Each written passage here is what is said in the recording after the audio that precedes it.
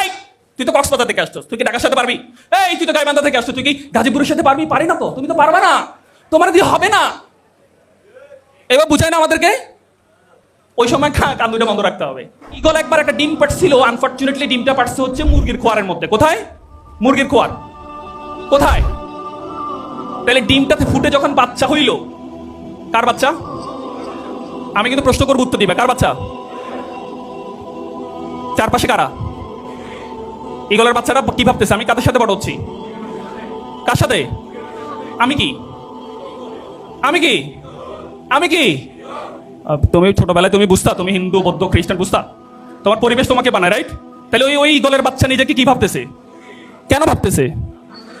কেন ভাবতেছে? আমাদের দেশে হয় না একটু কেউ উপর দিকে যেতে গেলে এমনি করে টান মারে, তাই না? এই জন্য হাডুডু আমাদের জাতীয় খেলা, তাই না? সো ওই মুরগির বাচ্চাগুলো হচ্ছে ধরো তোমার ঘোরাফেরা করে, একটু চেষ্টা করে লাভ দিতে। আমরা ছোটবেলায় দেখছি ওই যে বাড়ির উঠানে দাফা বলে এটাকে, নোয়াখালীর ভাষায়, তোমরা কি বলো আমি জানি। তো ওখানে মুরগির বাচ্চা একটু লাভ দিয়ে একটু উঠতে পারতো, কিন্তু উঠে যাইতো। সো এই ওই ওই ওই বাচ্চাগুলো ওই ঈগলের বাচ্চাটা একটু ট্রাই করতেছে লাভ দিয়ে। আমি একটু দেখি না কত সুন্দর আসমান দিয়ে ঈগল যায়, ইস আমি যদি উঠতে পারতাম, ট্রাই করতেছিল। ওই যে আশপাশে মুরগির বাচ্চা বলছে, এই বেটা তুই হাত পা সব ভাঙি ফেলবি, আমরা বেটা মুরগি, আমাদেরকে দিয়ে সম্ভব না উড়া, তুই তো পারবি না, তুই তো মুরগি, তুই মুরগি মুরগি মুরগি। এই যে তার সারাক্ষণ তার আশপাশে সবাই তাকে কি বুঝাইছে? তুমি একটা মুরগি। এন্ড দ্যাটস ওয়াই তার মাইন্ডসেট হইছে যে আমি উঠতে। কিন্তু বাস্তবে সে কি? বাস্তবে সে কি?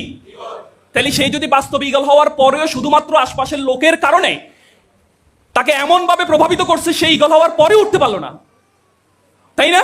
তা আমাদের আশপাশে এরকম অনেক মানুষ থাকে, আমাদেরকে বুঝাবে তোর দিয়ে সম্ভব না।